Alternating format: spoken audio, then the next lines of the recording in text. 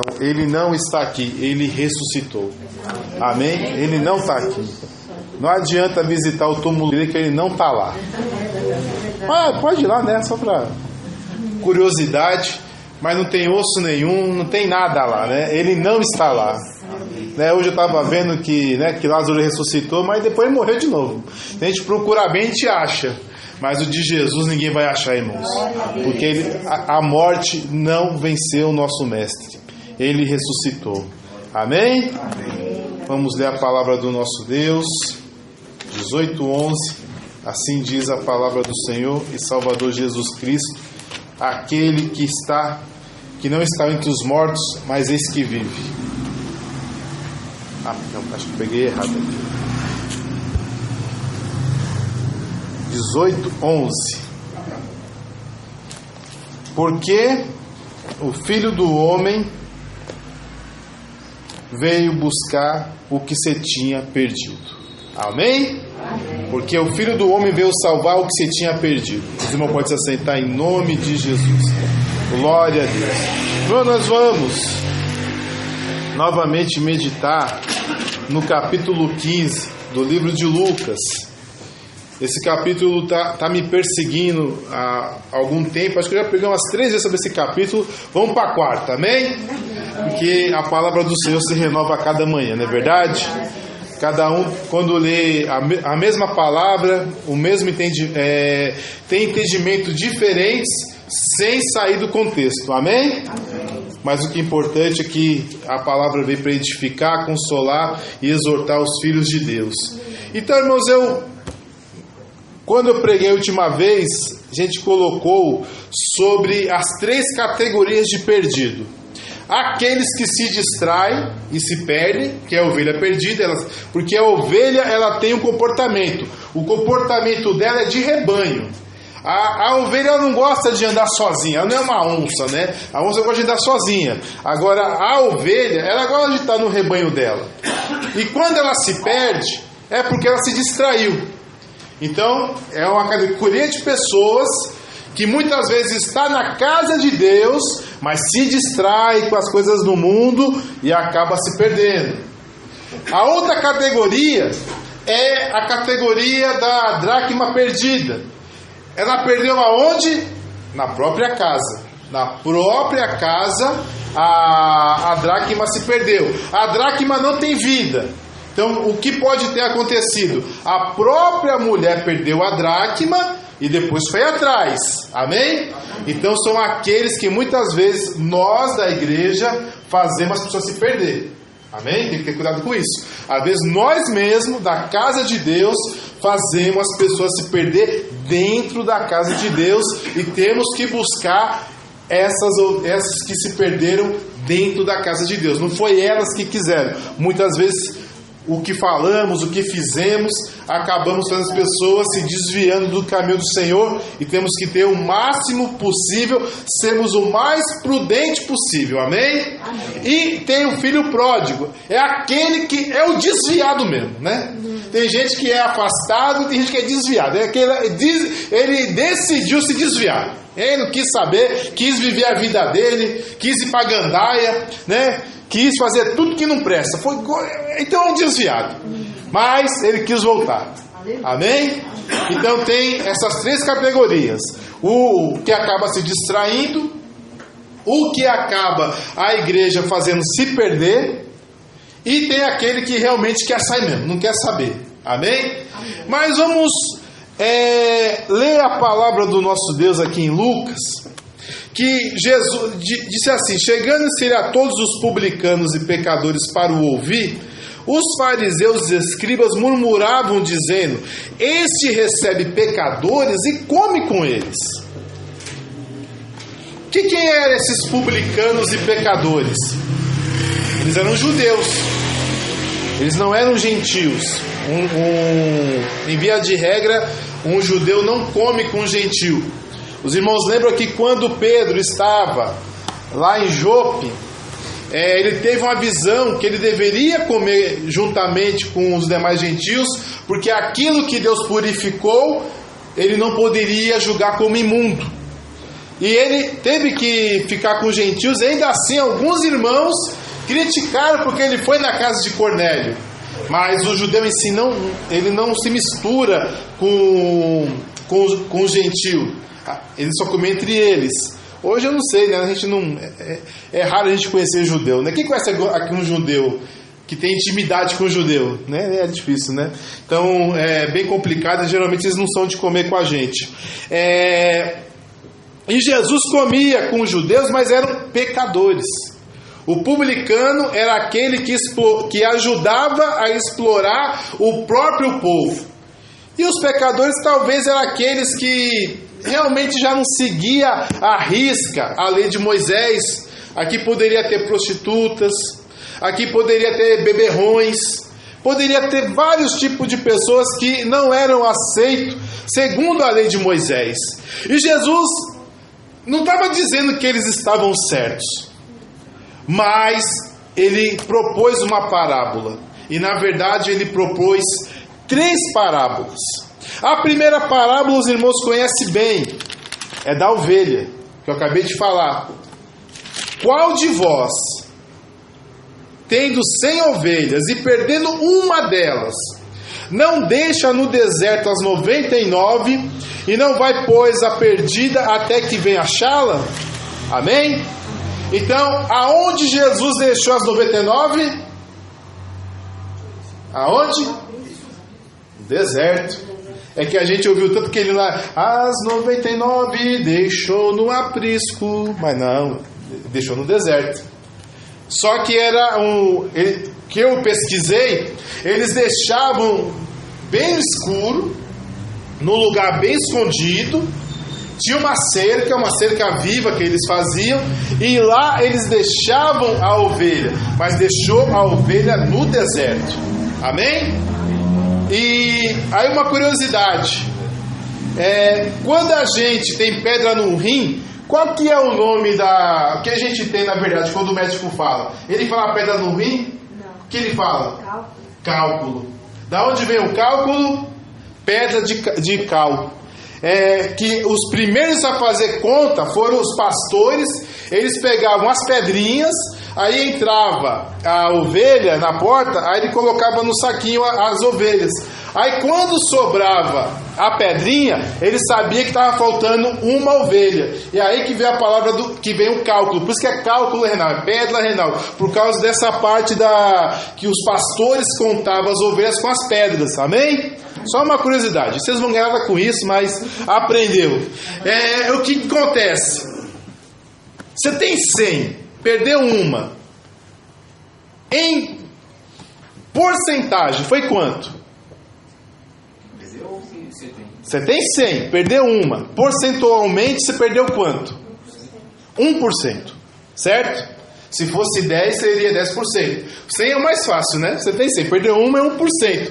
Vale a pena deixar 99, não no aprisco, não no lugar cercado de pedras ou de madeira, mas no deserto, apenas escondidinhas.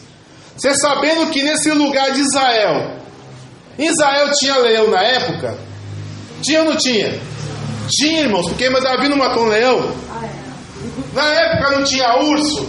Tinha urso, porque Davi também matou um urso. Tinha lobo em Israel nessa época? Tinha também lobo. Tinha leopardo, tinha todos esses bichos. E mesmo assim... Tinha canguru? Não, canguru só na Austrália. E canguru não mata ovelha. O que acontece?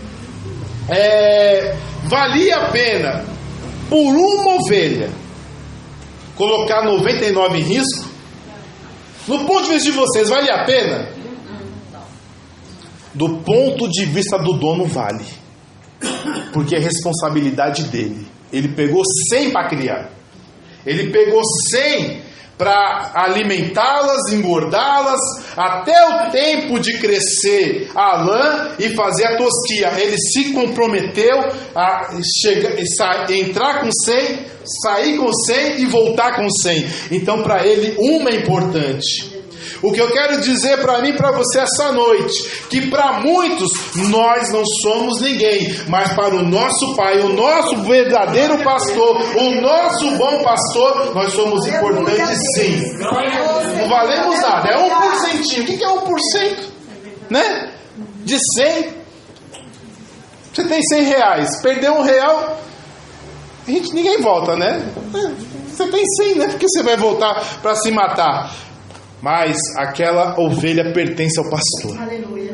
Aquela ovelha é propriedade do pastor e o pastor não abre mão daquela ovelha. Glória a Deus, aleluia. O Senhor Jesus, Ele não abre mão de você. Amém, Senhor. Talvez você é uma ovelha perdida, talvez para muitos da igreja, talvez para muitos da sua família, você não é ninguém, mas você é importante para o Senhor. Você é importante para o bom pastor. O bom pastor coloca 99 riscos pela minha e pela sua vida. Eu não quero me perder, né? Não quero, porque não é certeza que o pastor vai achar, não é mesmo? Ele vai buscar a ovelha perdida, mas não é certeza que ele vai achar. Mas isso prova o verdadeiro amor. Isso prova que Jesus tinha dito: olha, esses aqui é tudo pecador mesmo. Aqui só tem cachaceiro, aqui só tem prostituta, aqui só tem ladrão, aqui só tem gente que não presta, aqui só tem explorador, mas são minhas ovelhas. Para vocês eles não valem nada. Mas se eu conseguir resgatar uma, para mim vai ter alegria no céu. Aleluia, Deus. Eu vou me alegrar. Digo-vos que assim haverá alegria no céu por um pecador que se arrepende, mais do que por 99 justos que não necessitam de arrependimento.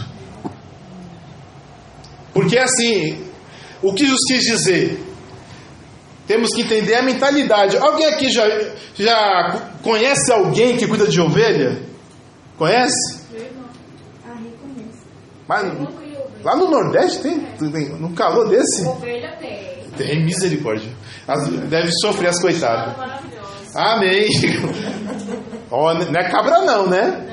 Não. Ovelha mesmo? Ovelha. Amém. Glória a Deus. Então temos aqui experiência. Então assim, a gente que é aqui de São Paulo é mais difícil entender isso. Por nosso contexto, tanto faz, tanto fez uma ovelhinha perder. Mas para aquela época a qual não tinha inventado o algodão, não tinha negócio de fazer tecidos de algodão, coisa parecida, ou era a seda, né, que era o bicho da seda, que eram as lagartas, ou era o couro, ou eram as ovelhas. Então a ovelha era algo comum para eles. Jesus quis colocar na cabeça deles o seguinte: olha, por uma ovelha o pastor não deixa 99 para procurá-la. Vocês não veem isso normal? Aí eles entenderam, é verdade. Se eu sou um pastor, eu deixo 99 porque aquela uma é importante. E sabe como ele procura a ovelha perdida? Ele começa a chamar pelo nome. O pastor dá nome para cada ovelha. Aleluia, Pai. Não é assim, não é cachorro, né? É gatotó, não. Cada uma tem seu nome. Isso quer dizer o quê? Que cada uma é única. Por mais que é um rebanho, mas cada uma é especial. Cada uma tem um nome. E a ovelha, ela conhece a voz do pastor e ela identifica que o pastor a está chamando pelo nome. Quem está fora do contexto do pastoril, tanto faz, tanto fez. Mas o Senhor, Ele nos chama pelo nome. Ele nos conhece. Irmãos, e a Bíblia é muito clara: as minhas ovelhas ouvirão a minha voz e não seguirão a outro. Não adianta, né? Porque desde que elas são pequenininhas, são cordeirinhos, né? Bem pequenininho, elas sempre ouvem a voz do pastor e o pastor já dá o nome. Essa aqui vai ser fulana, essa aqui vai ser cicrana. Então ela já sabe, já conhece a voz do pastor. Então pode chegar qualquer um, vem cá, não vai. Pode chamar até pelo nome certo, não vai, porque ela só reconhece a voz do seu pastor. E aí sabe que eles falam? Que quando ela ouve a voz do pastor, ela começa a balir, né? Faz o mezinho dela, mé. Aí o pastor ouve. Aí o pastor fica feliz. Deixa eu buscar minha ovelha perdida. E as 99, com o risco do lobo, com o risco do leão, do urso. Só que a que está se perdendo é mais importante. Porque as 99, elas ainda estão no lugar seguro, estão com as outras. E essa que está sozinha, o que pode acontecer dela? Pode ser muito arriscado. Então o pastor dá muito valor para aquela que se perdeu e vai atrás. E é assim mesmo, no mundo, irmãos. Estamos por aí, cada um por si, né? Tem até o ditado no mundo, é cada um por si, Deus por todos. Mas a gente não pode pensar assim. Temos que pensar que uma pessoa que se perde, uma pessoa que sai da presença do Senhor, a gente vai azar dele, ele que escolheu. É forte, né, irmãos? É um filho de Deus. É alguém que estava louvando ao Senhor, é alguém que estava pregando, era alguém que um dia estava orando, mas acabou se distraindo. Começou a ver o que não deveria ver, começou a ouvir o que não deveria ouvir, começou a ir aonde não deveria ir, e quando foi ver, estava muito afastado. Mas eu digo, ainda que esteja muito longe, ainda que esteja muito distante, para o bom pastor, aquela ovelha vale a pena. Para o bom pastor, não importa se ele tem que passar pelos pântanos, se tem que passar a noite buscando na chuva, no sol, no meio dos espinhos, no deserto. Para o bom pastor, toda ovelha é importante. Toda ovelhinha, como diz a música, toda ovelhinha tem valor. Não é porque perdeu, não é porque tem 100 que uma que se perdeu ele vai dispensar. Aquela ovelhinha também é importante. Amém? Aí tem a outra parábola. Ou qual a mulher que tendo 10 dracmas, se perder uma dracma, não acende a candeia e vai à casa e busca com diligência até achar?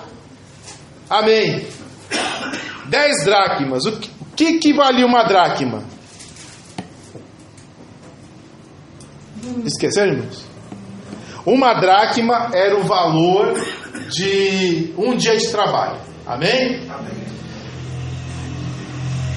Quanto valeria uma dracma hoje? Quem sabe? Tem que saber quem estudou, né? É um dia de trabalho. Amém? Quanto que está um dia de trabalho hoje?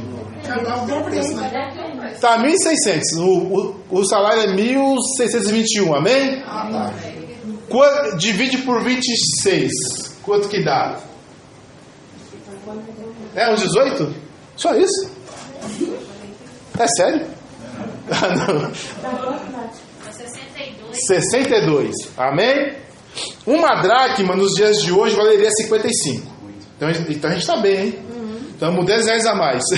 Não, estamos 7 reais a mais do que a dracma. Mas é sério, uma dracma hoje valeria 55 reais. Mas a prata caiu muito também. A prata estava lá em cima até 2 meses atrás e caiu demais. Mas valeria um dia de trabalho. Então vamos pensar assim: 10 dias de trabalho a 1.600, se fosse, daria mais ou menos 620 reais, amém? É uma grande coisa? O que você compra com 620 reais? Você não faz nem compra, não é mesmo?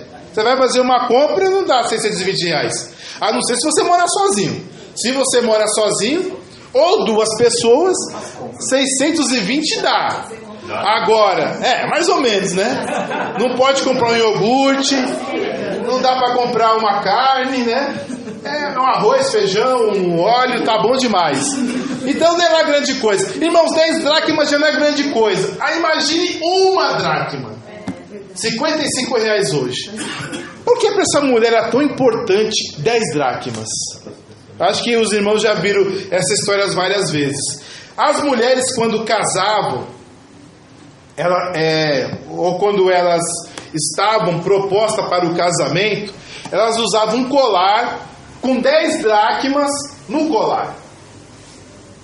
E era amarrado. É mais ou menos esse negócio que a Lívia está na mão.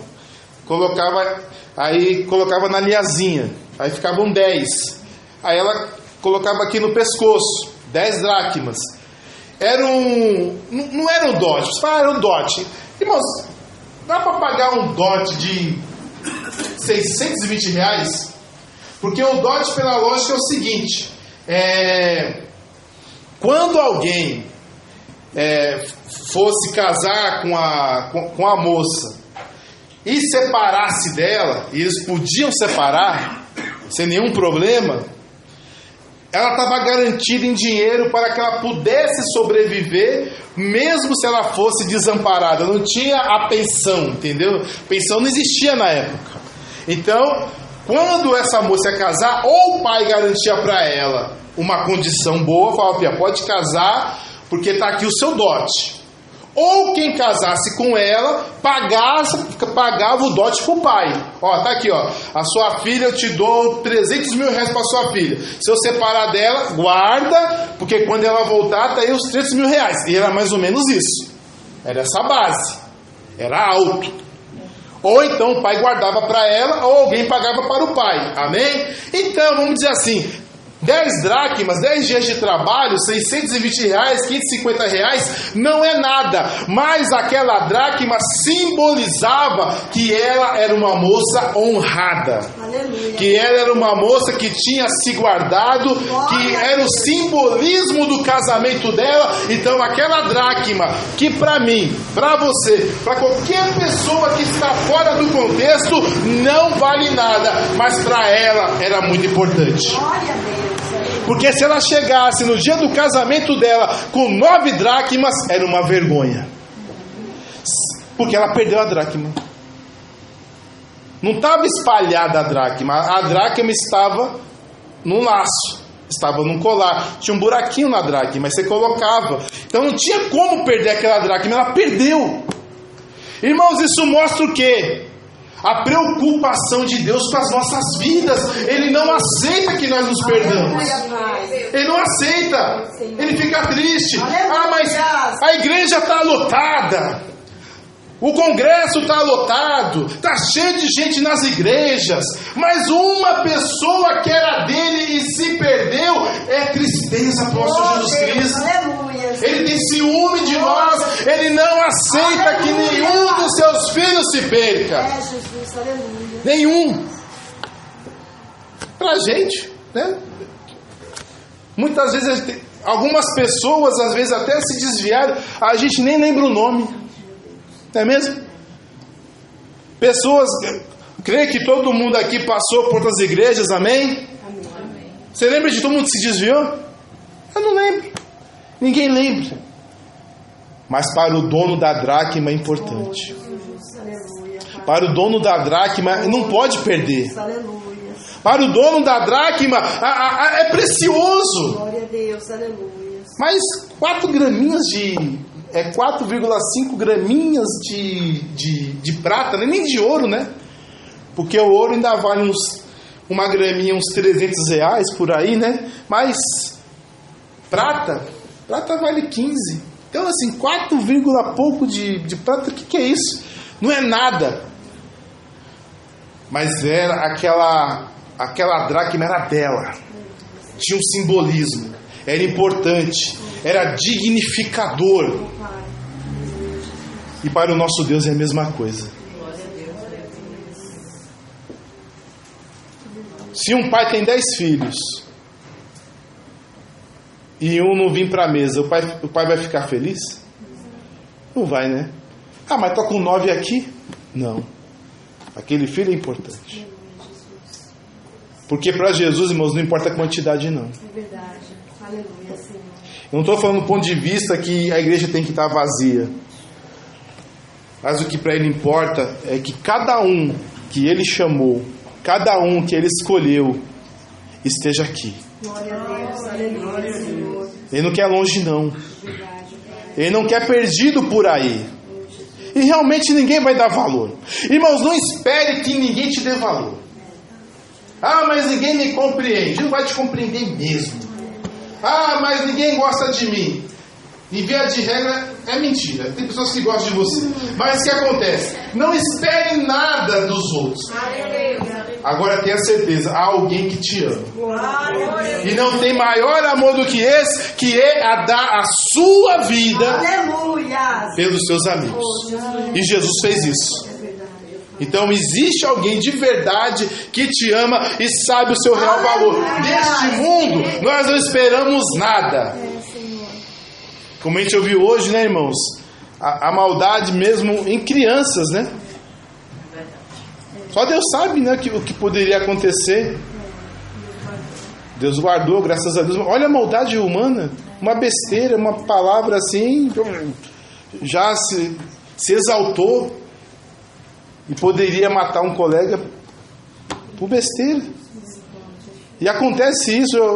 Tem uma notícia que eu vi, fiquei impressionado, que deu uma discussão numa fila de uma padaria, o rapaz tirou a arma e sapecou o coitado. Quase uma discussão de fila de padaria. A nossa vida não vale nada para esse mundo. Nada, zero. Zero. Mas você é uma dracma preciosa para o seu dono. Ele quer você. Não digo que precisa, porque dá para pegar outra dracma, não é verdade? Mas é questão de honra. É importante para ele. Deus não é obrigado a amar ninguém. Amém? Deus é obrigado, irmãos? Não. Mas Ele ama. Por que Ele ama? Não tenho a mínima ideia. Não é verdade? Eu não sei porque Jesus me ama. Eu não sei porque Jesus ama você. Eu não sei. Mas Ele ama. De todo o coração e de toda a alma. Ele ama a cada um que está aqui. Do pequeno ao maior. Do mais novo ao mais velho. Do mais magro ao mais gordinho. Do mais rico ao mais pobre. Da mulher e do homem. Jesus ama a cada um. E de verdade. Ele te ama de verdade. Não é da boca para fora. Ama tanto que Ele faria de tudo para te achar. E eu coloco no seu coração, você é insubstituível. Porque pensando bem, dracma é dracma, né? Moeda é moeda. Se você pegar 10 moedas de R$1, né? É só achar outra de R$1. Mas o que essa mulher fez? Ela não falou assim, quer saber? Eu vou trocar. Vou trabalhar. Ela podia trabalhar um dia numa lavoura, né? Podia trabalhar numa vinha e ganhar uma dracma. E colocar no lugar da outra. Mas no reino dos céus também não é assim. Aleluia, Senhor. Ninguém vai entrar no seu lugar. Obrigada, meu Deus. Aleluia. Aqui é o seu lugar. Na presença de Deus é o seu lugar. E Ele não vai dizer, sai você, vou colocar outro. Não. Jesus, aleluia. Não. Não é assim que Deus pensa.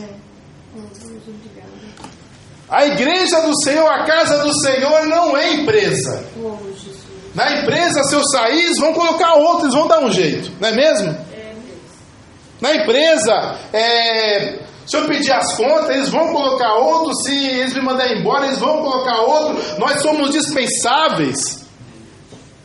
Mas na casa de Deus não. Não tem como colocar outro em seu lugar. Se você sair da presença de Deus, vai ficar faltando. E vai ficar faltando permanentemente enquanto você estiver fora. E só vai voltar à normalidade quando você for achado novamente. Não há substituições no reino dos céus. No reino dos céus não há substituições. Não tem esse negócio. Coloca 2 aí no lugar dele. Não. Na mente de Deus, no coração de Deus, não tem como trocar você por outro. Nós somos insubstituíveis. Amém?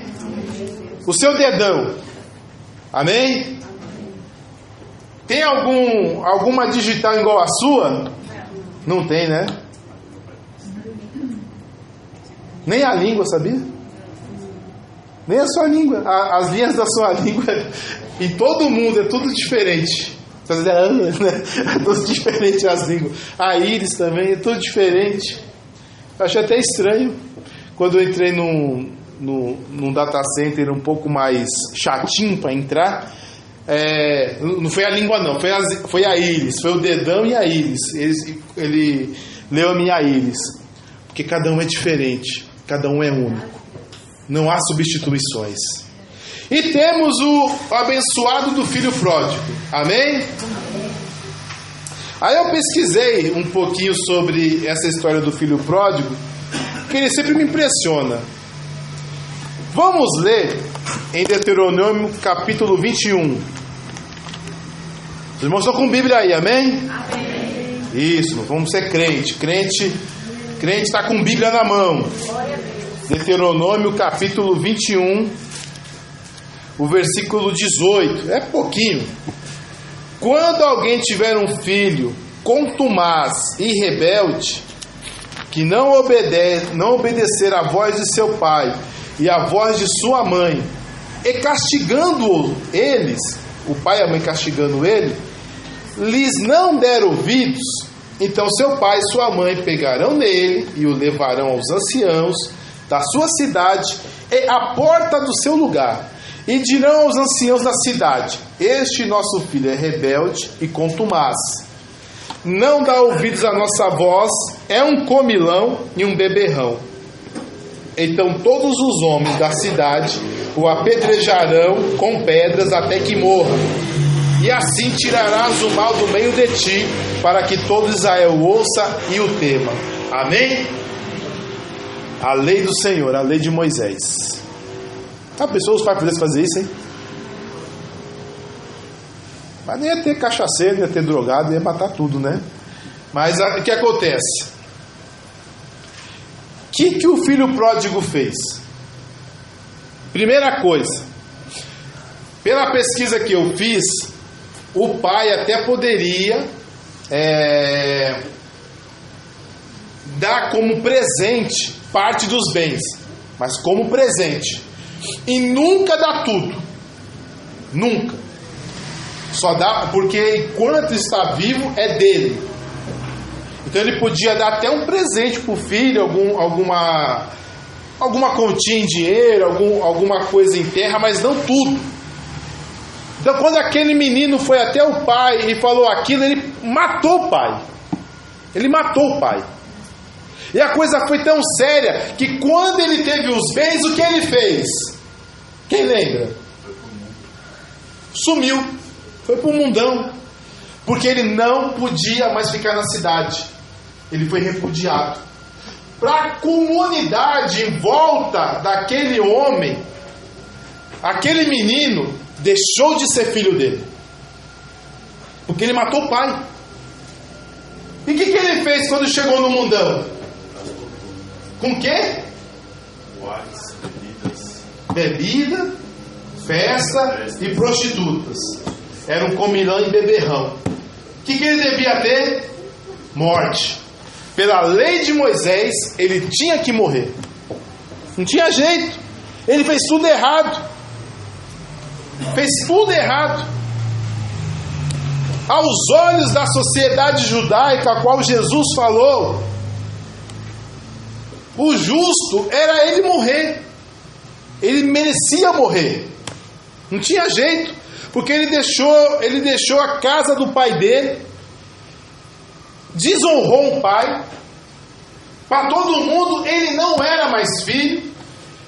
E ele não saiu da terra do pai para fazer um novo negócio, fazer uma nova empresa, crescer na vida, ter uma família nova. Não, ele pegou dinheiro para gastar com tudo que não presta. Então ele foi um comilão e um beberrão. Tudo que não presta. Aí perdeu tudo. Perdeu. Irmãos, para todo mundo da vizinhança, ele não era mais filho. Para todo mundo da vizinhança, aquele menino tinha que morrer mesmo, bem feito. Ainda bem que perdeu tudo, para aprender uma lição. Para todo mundo da vizinhança, talvez na cabeça dele, o pai estava revoltado. Eu não sei se vocês sabem, é que a gente aqui, ninguém aqui tem idade de algumas irmãs nossas, né? Não tem 90 e poucos anos. Mas é muito conhecido casos que a filha, se ela tivesse intimidade com alguém antes de casar, ou aquela pessoa era obrigada a casar com aquela moça. Agora, se por exemplo fosse só safadeza, os pais expulsavam. Amém? Era assim, irmãos. Há 70 anos atrás, mais ou menos, 80 anos atrás, era assim. Mudou um pouquinho, né? Mudou um pouquinho, mas até algum tempo atrás, se uma moça inventasse de ter intimidade, ela tendo pai e mãe, era expulsa. A coisa era séria. Agora imagine nos tempos judaicos, um rapaz fazer tudo isso que não presta. Como as pessoas iriam ver? Qual que era a expectativa das pessoas que esse pai teria para com esse filho desgarrado? Era de desprezo, de raiva, de ódio, né? Esse menino me matou. Ainda gastou parte do que eu trabalhei com tudo que não presta, com prostitutas, com bebidas, com jogos, com essas coisas. Mas no coração do pai, ele ainda era filho. O coração de ninguém ainda era filho, mas no coração do pai ele era filho. E o pai ainda estava esperando. É praticamente a mesma coisa, irmãos, da ovelha e da dracma. Para ninguém ali ele era filho, mas para o pai ele era filho sim. Glória a Deus, aleluia. Para o pai ele continuava filho, ainda que errou, ainda que foi rebelde, ainda que foi contumaz, ainda que fez tudo de errado, ainda que o envergonhou, ele ainda era filho. E ele chegou da melhor maneira possível. Ele entendeu que não podia ser mais filho. No coração dele, ele sabia: eu não posso ser chamado de filho, porque eu deixei a casa do meu pai. Mas eu sei que ser escravo do meu pai é melhor do que ser filho do mundo. Mas o que Deus falou? Aqui o pai falou: não, tu continua meu filho. Pega uma veste, pega uma sandália, pega um anel, coloca no dedo dele. Esse meu filho havia se perdido e foi achado, estava morto e reviveu. Ele continua sendo filho. Aí eu não sei se é verdade, que eu não achei, mas dizem que funciona assim. Quando aquele menino estava chegando na porteira, o que o pai fez? Né? Foi lá e abraçou ele, amém? Certo? Não sei se é verdade, não consegui achar. Eu sei que a atitude dele é uma atitude deplorável e as pessoas não aceitavam esse tipo de atitude. Mas eu ouvi que o pai fez isso porque se alguém da vizinhança visse aquele menino chegar, eles iriam expulsá-lo. Falaram assim: não, aqui não é seu lugar não, pode ir embora, você matou seu pai. O pai era o dono daquela fazenda. Você vai embora daqui, aqui não é o seu lugar, pode ir embora. E era algo normal, porque assim, eles tomavam as dores, né? Você envergonhou a nossa família, você envergonhou a nossa comunidade, vai embora daqui, aqui não é o seu lugar.